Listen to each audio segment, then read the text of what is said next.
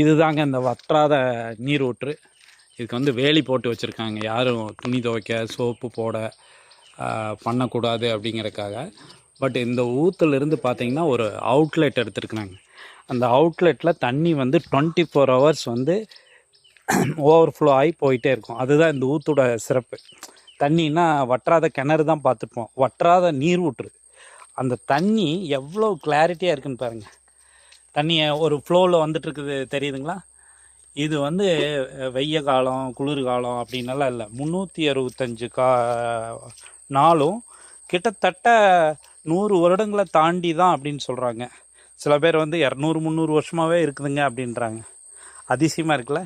இந்த அதிசய நீரூற்று கோபிச்செட்டிப்பாளையம் புளியம்பட்டி, நஞ்சை புளியம்பட்டியா, நஞ்சை புளியம்பட்டியிலேருந்து புஞ்சையா நஞ்சையா நஞ்சை புளியம்பட்டியிலேருந்து ஒரு 3 கிலோமீட்டரில்